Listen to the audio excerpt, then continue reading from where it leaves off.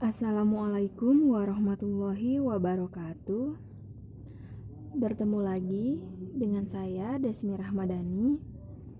Pada video kali ini saya akan menjelaskan mengenai reaksi reduksi dan oksidasi. Oke, masuk ke pengertian bilangan oksidasi. Apa sih bilangan oksidasi? Bilangan oksidasi atau yang sering kita sebut dengan bilox adalah muatan relatif suatu atom dalam unsur, molekul, atau ion yang ditentukan berdasarkan keelektronegatifan atom-atom. Dalam reaksi redoks, perpindahan elektron menyebabkan terjadinya perubahan bilangan oksidasi. Oleh karena itu, penentuan bilangan oksidasi sangat penting untuk mengetahui apakah suatu reaksi berlangsung melalui proses redoks atau bukan. Nah, bagaimana cara menentukan bilangan oksidasi suatu unsur? Sebelum ke contoh soal, kita harus mengetahui aturan-aturan dalam penentuan bilangan oksidasi. Di sini terdapat 9 aturan. Oke, di sini ada satu contoh soal, yaitu tentukan bilox Mn dalam senyawa MnSO4. Di sini kita mencari nilai bilox Mn, yaitu dengan cara mencari dan menuliskan seperti Mn ditambah S ditambah 4 dikali O. Mengapa di sini terdapat 4? Karena O sebanyak 4 kali, sehingga ditulis 4 dalam kurung O sama dengan 0. Kemudian kita jabarkan lagi Mn ditambah nilai S ini kita lihat di sistem periodik unsur, sehingga nilai dari S ini adalah plus 6. Kemudian ditambah 4 dan nilai O ini juga kita lihat dari sistem periodik unsur, dan nilainya adalah min 2 sama dengan 0. Lanjut, Mn ditambah plus 6-nya tetap, kemudian 4 dikali 2 sama dengan 8, dan plus dikali min sama dengan min, sehingga hasilnya adalah min 8 sama dengan 0. Karena yang kita cari adalah bilox dari Mn, maka kita tuliskan Mn sama dengan min 6 plus 8 sama dengan plus 2. Selanjutnya, reaksi redoks. Reaksi oksidasi dan reduksi selalu terjadi secara bersamaan. Tidak ada reaksi reduksi bila tidak ada zat yang teroksidasi dan sebaliknya. Gabungan reaksi reduksi dan oksidasi ini dikenal sebagai reaksi redoks.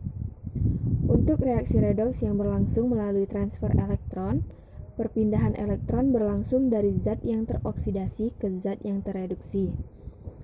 Zat yang teroksidasi melepaskan elektron dan zat yang tereduksi menangkap elektron. Zat yang teroksidasi akan mereduksi pasangan reaksinya dan sebaliknya. Zat yang tereduksi akan mengoksidasi pasangan reaksinya. Jadi, zat yang teroksidasi berperan sebagai pereduksi atau reduktor, dan zat yang tereduksi berperan sebagai pengoksidasi atau oksidator. Jumlah elektron yang dilepaskan oleh reduktor harus sama dengan jumlah elektron yang diterima oleh oksidator. Sehingga dapat kita katakan bahwa pengoksidasi atau oksidator mengalami reduksi dan pereduksi atau reduktor mengalami oksidasi. Contohnya, pada reaksi redoks, Mg ditambah S menjadi MgS. Nah, zat yang berperan sebagai reduktor ialah, maka penyelesaiannya adalah Reaksi transfer elektron yang terjadi dapat dinyatakan sebagai berikut. Bisa kita lihat dari jawaban di sini bahwa pada reaksi tersebut atom Mg melepaskan 2 elektron pada atom S dan atom S menerima 2 elektron dari atom Mg. Jadi, Mg teroksidasi menjadi ion Mg2+, dan S tereduksi menjadi ion S2-. Dapat dikatakan bahwa Mg dioksidasi oleh S dan S direduksi oleh Mg.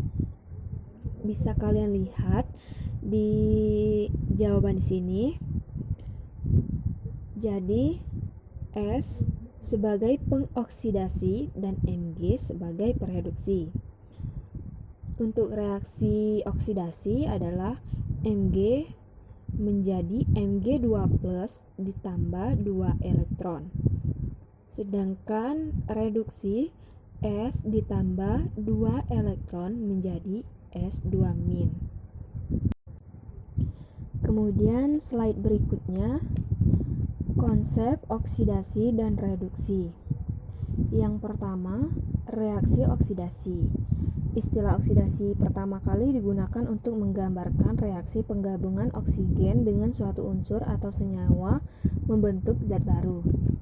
Saat ini pengertian oksidasi tidak hanya terkait dengan reaksi suatu zat dengan oksigen, tetapi juga reaksi-reaksi yang melibatkan pelepasan hidrogen, pelepasan elektron, dan peningkatan bilangan oksidasi.